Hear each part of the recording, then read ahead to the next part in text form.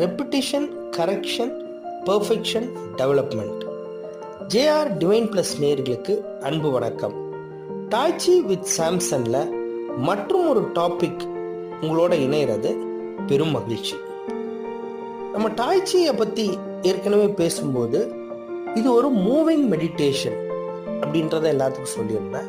நம்ம கிளாஸுக்கு வரும்போது கிளாஸை வணங்கிட்டு யூனிவர்ஸை நம்ம எடுக்கிறோம். அதாவது நமக்கும் யூனிவர்ஸுக்கும் உண்டான கனெக்ஷனை நம்ம ஏற்படுத்திக்கிறோம். இதெல்லாம் கிளாஸில் வந்தால் மாத்திரமே சாத்தியம். ஐ ரிப்பீட், கிளாஸில் வந்தால் மாத்திரமே சாத்தியம். உங்களோட பல கேள்வி என்னவா இருக்குதுன்னா, இந்த தியரி கிளாஸஸ் எப்படி அதுக்கு பயன்படும் அப்படின்றது தான் உங்களோட கேள்வி.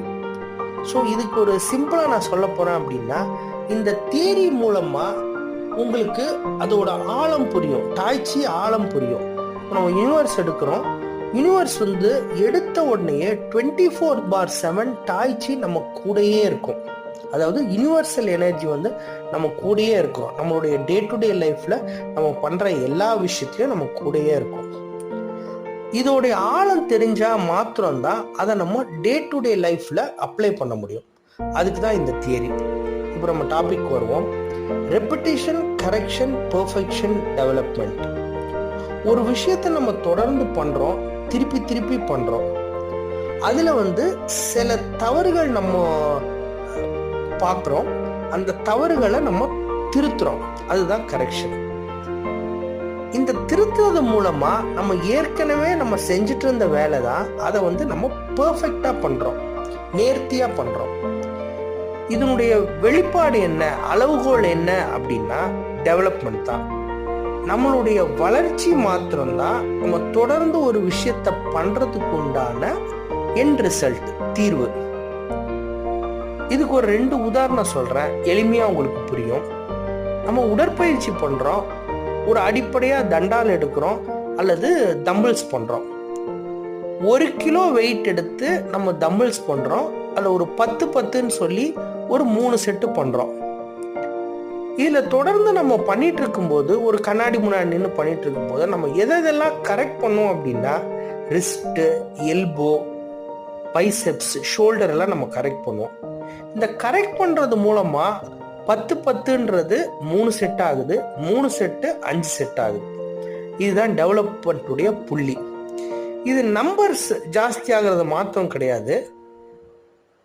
அடுத்தது 1 கிலோன்றது 1.5 கிலோ ஆகுது, 2 கிலோ ஆகுது. இதுல வேல்யூமும் டெவலப் ஆகுது, வால்யூமும் டெவலப் ஆகுது.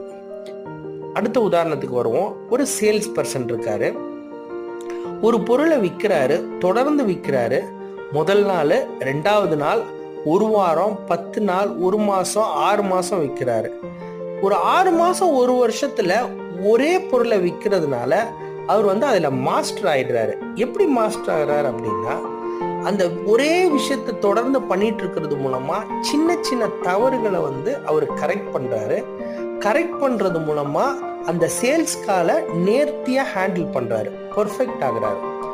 அது மூலமா நம்பர் ஆஃப் சேல்ஸ் கால்ஸ் உடைய க்ளோஷர் ஜாஸ்தி ஆகுது. இது வால்யூம். வால்யூம் மாத்திரம் இல்லைங்க. இப்போ 1000 ரூபா பொருள் 2000 ரூபா ஆகுது, 5000 ரூபா ஆகுது, 10,000 ரூபா ஆகுது.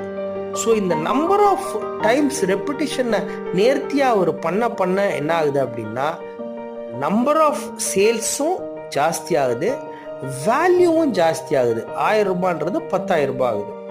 ஸோ வேல்யூ, வால்யூம் ரெண்டுத்துலையுமே இன்க்ரீஸ் ஆகுது. அதுதான் டெவலப்மெண்ட். இந்த 4 வார்த்தையை எதுக்கு பயன்படுத்தலாம் அப்படின்னா, எல்லாத்துக்குமே பயன்படுத்தலாம்.